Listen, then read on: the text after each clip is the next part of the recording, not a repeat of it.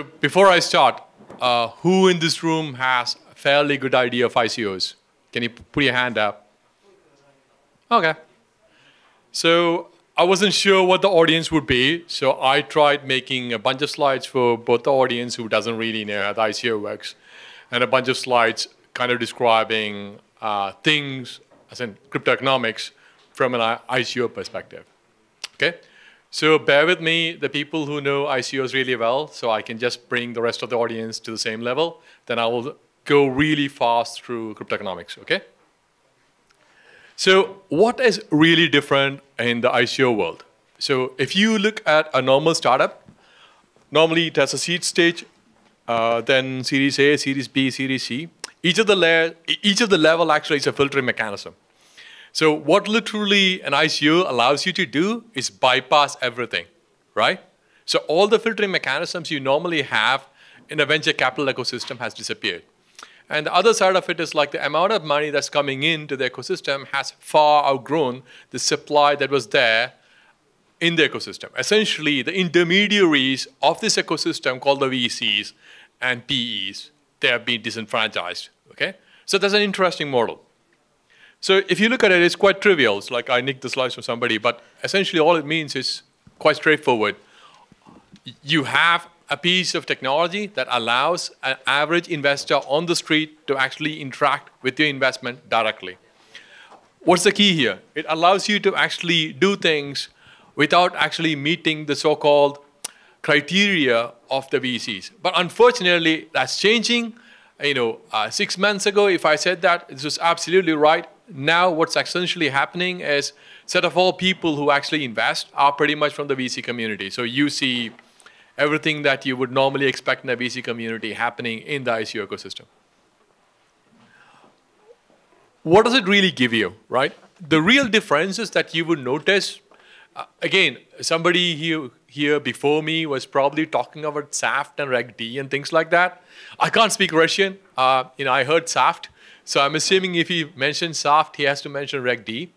So those things, if you go through that path, the normal investment regulation applies to you. None of the things that I'm describing really works that well in that space. What I mean by that is you are an accredited investor.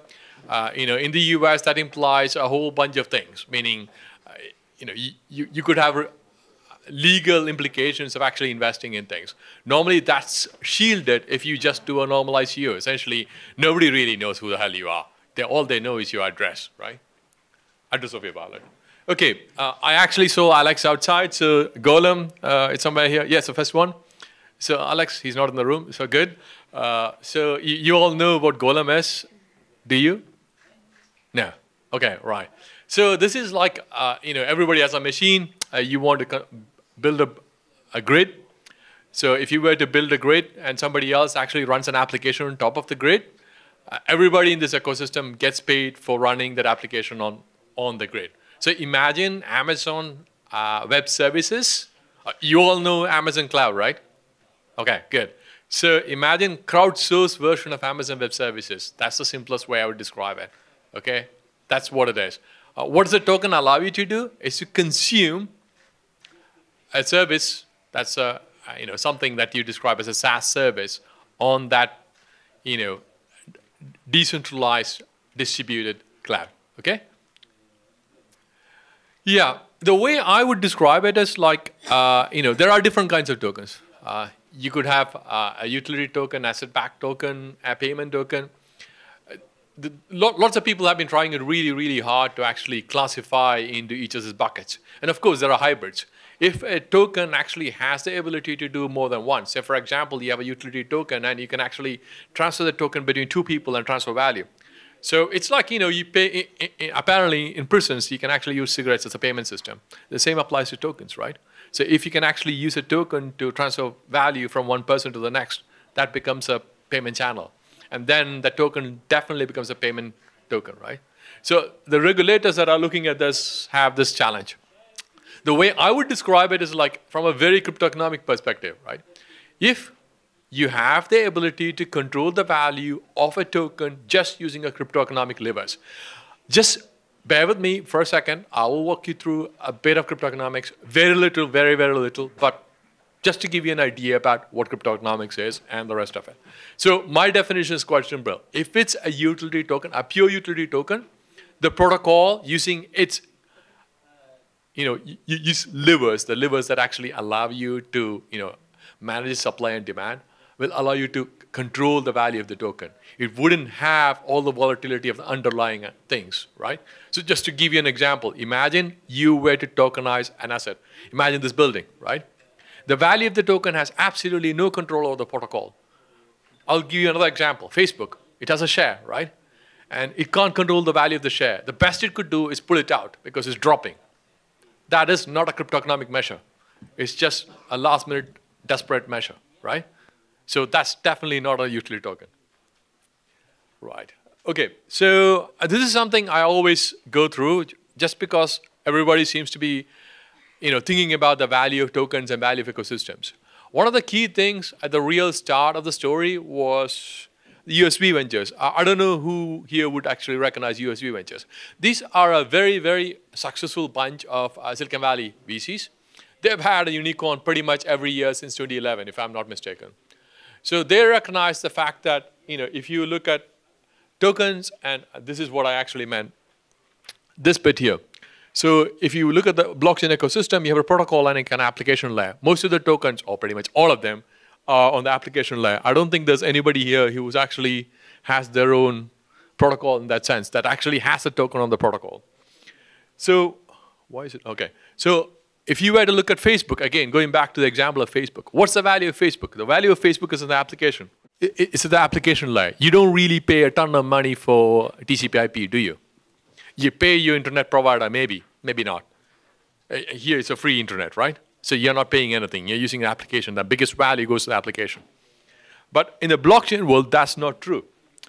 Anytime you actually want to use anything, you have to use and pay the underlying protocol. Anytime a clock cycle goes on the Ethereum clock, as I would call it, you have to pay gas for that, right? So just to make sure that I introduce my concepts before I jump into cryptoeconomics. So typical case of economics 101, supply versus demand. If there's a quantity of something and the demand goes up, the value of the thing, at least the perceived value of the thing goes up, right? If there's a lot of supply and lesser demand, that goes down, right? So all that is actually happening, and I'm going to say something probably slightly controversial, is that in a traditional security world, a lot of the regulations that's been put in place was to understand and control and at least give more transparency to the levers that were available for people to play with supply and demand. Okay? If you think about an IPO, what does a market maker do? The market maker manages the demand. That make sense? So they can actually charge a large amount of money for that, but that's a separate story. So, I'm going to skip all this because this is, I should get to where it should be. Okay, this is Latz, and I'm sure you've all heard about Latz. So he's a guy who is behind Ethereum. He is one of the key people behind proof-of-stake implementation in Ethereum. His definition is formal discipline that studies protocols that govern the production, distribution, and consumption of goods and services in a decentralized digital economy. Please remember this definition because it's interesting. When you actually look at the definition of economics, the only difference you would say, from Wikipedia, right, is this bit here. It says, instead of this, it talks about normal goods and services, okay? That's the thing. And this is super important. This is the bit that you need to recognize. The way normal economies actually control this, we have a bunch of people who have been doing this, and we all know that, every year there's an economic forecast, and you will see from one end to the next end. No two economists would agree with the same argument. So the same applies to cryptoeconomics. The only thing that's different is on the crypto side, there's not so much of a variance. So in a sense, cryptoeconomics is a hybrid child of cryptography and economics, and I come from the cryptography world. So cryptography is whatever this means, and I'm pretty sure everybody in this room had at least a vague idea of what cryptography means, because you all have keys, I'm assuming. You all have keys in your wallets, and you have private keys. Essentially, that implies at least you have heard about public key cryptography, and you have heard about elliptic curves, right? Right, there you go. So essentially what this means is like, okay, there you go. This is the bit I was telling you about. See this?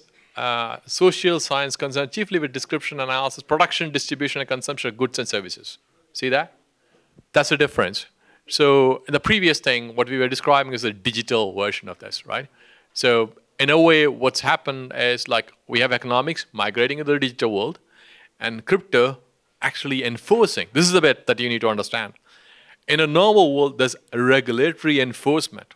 In a normal world, there are centralized structures of power, okay? You actually have a court of law, you have a police, you have a SEC, everybody else. They can knock doors down. In a crypto world, you can't do that. So what do? You design your protocols in a way that your tools that's available to you, that's cryptography, right? You implement all the constraints so that you can actually achieve the results you want to achieve. Not try fix something after it's like closing the doors after the horse has bolted. That's essentially what that normally means. This is like you have the ability to model yourself and have your tools in the ecosystem way before the horses run out of the stable. Okay, so there you go. I mean, generally speaking, when I talk about tokens, this is what I say. I don't have kids, but large fraction of the population normally when I go to various talks, they all have kids. So they have a first-hand experience about how to manage kids. So if you have a bunch of kids, imagine they are less than 5-year-old, how do you normally incentivize them? You give them stars, apparently, okay? So think of it, same, right? Human behavior, 101. You give them tokens, right, you give them stars. What does stars do? Imagine a kindergarten. Yeah, I don't know if it's legal to allow them to play console games, right? So the tokens allow them to play console games, right? Simple. The same applies here. You get a token, you have access to a service. That's all it gives, right? So rewards. Again, simple. If you behave properly, you don't cry, you take your food, do all the right things, you get more tokens, right? Same applies. This applies to adult humans as well. Whether it's 5-year-old or 50-year-old, you behave more or less the same in a cryptoeconomic sense, right? Penalties, okay, simple. You know what happens? You have a naughty corner, right? You don't behave properly, you go to the naughty corner. In an economic sense, this is called sanctions, right? It's a somewhat sophisticated term. What the hell does it mean? People won't come and talk to you. People won't actually. No, you can look at the news. Between the UK and the Russians, they are trying to talk about sanctions. What the hell does it mean? They don't want one party to talk to the other party. End of story. People are like, Theresa May may be in her 60s, but she's behaving like a, 3-year-old, 4-year-old. Okay, now I'm going to get a bit more technical here. So this, again, is very, very simple. And I will give you an example of this just to show you what I really mean. Everybody recognizes that, right? Is there anybody in this room who doesn't recognize that? Okay? So that's what it's all about. Imagine you have a Mars bar in a room of 3-year-olds. All you need to do probably is, if you don't have a prodigious child in the room, is put it up high enough that they don't get hold of it. End of story. Agreed? You can have a whole bunch of Mars bars there. It won't be stolen. Absolutely not. Okay? That is what I call it security margin or crypto economic security margin. And you can apply this in different ways. You can actually have that inside the vending machine, right? What's the root of the vending machine? The vending machine at no point in time should have enough of money inside it or value inside it. It makes it worth for anybody to actually break into it, right? And what's the security margin imply? Security margin implies that the effort required is high enough that if they spend the same amount of effort anywhere, even collecting money on the street or busking, they should make more money than trying to break into this. That's pretty much what it means, right? What is cryptographic proof? As I said to you, everybody in this room has a private key. If you have a key, you've signed stuff. If you've transferred money between your wallet and somebody else's wallet, you definitely have signed a lot of stuff. Okay, now I'm going to tell you a very simple thing, right? You pretty much do all these things even before. You've actually have done this in the real world. You've signed documents, right? So whenever you sign a document, it's actually a contract which says, you know what, I agree to do this, or I certify this, right? And that's the same thing that applies in the cryptoeconomic world. The only difference, it exists in a digital form and nothing else. So everything you recognize, everything you do on a regular day-to-day activity, you just digitize it and you just apply it in a digital way using the cryptographic tools. That's, as simply put, cryptoeconomics. So now I'm going to describe choice models. I'll explain why choice models really make a difference. So remember I told you about the kindergarten and a whole bunch of kids? You know, the assumption in the kindergarten is that they won't gang up on you, right? It's unlikely they will gang up on you. Or they all collude to actually work together to achieve something. Remember, I said we could actually put the Mars bar high enough, taller than the highest kid, right? If they start colluding, one stands on the shoulder of another one or start doing stuff. That's a coordinated attack. Okay? You get what I mean? So you guys all recognize this. All these things that are very sophisticated from a cryptoeconomic perspective, you've seen this before. It's just that you didn't put a label to it. So this is all about recognizing how human behavior works, understanding the tools from the crypto world, and trying to apply the tools to it so that you can actually moderate the behavior. Making people behave in a way, or objects, doesn't really apply to just normal humans. It applies to any rational object. So the reason I say this is pretty important. We apply a lot of the cryptoeconomics to agents, and the future of humanity is pretty much at, how could I say, at the mercy of agents in that sense. You know, you saw what is happening about Facebook, right? Anish, 5 minutes. Okay, good. So then I described the coordinated choice model, which is essentially people colluding together. And everybody would know the 51% attack. And I already described how kids could do this. Yep, so there you go. And there are even more powerful models. Interesting, powerful model is bribing. So I had a first-hand experience of that when I landed at the airport, right? So I landed at the airport. I don't have a visa. The gentleman turns up really drunk, asks me, okay, do you have dollars? Right, interesting. This is a very interesting model. If this is how immigration control is done in this country, security is pretty good. So, that's one attack model. So imagine you are somebody who wants to access something. What do you have to find? A protocol is as good as the weakest link. If you could actually have a bribing attack, you could actually get away with a security which is lesser than the security that's offered by the protocol, right? If the bribe is higher than the value of the visa, and that's what he was asking, literally it makes no sense. Nobody's going to pay you for that. Nobody wants to actually pay you $1 million for getting something which is a Mars bar. So yeah, there you go. And I was describing this already. So if you want to attack something, you will have a budget and there's a cost, right? If you want to attack Bitcoin, you actually need to have a whole bunch of ASIC miners, large enough miners to actually do a compute, so you could do a 51% attack, right? There's a budget and there's a CapEx and an OpEx. CapEx will be the ASICs that you buy, and OpEx will be the run cost for electricity and cooling, and humans if they want to be there to manage it. Yep, so I kind of gave you like a very, very, very quick summary of the world from a cryptoeconomic perspective. It's a very open, a new world, very open problems, and a large set of the problems are still open. Very few have actually been really solved in that sense. You definitely recognize one that's called consensus. I mean, in the history of humans, consensus has always been a problem.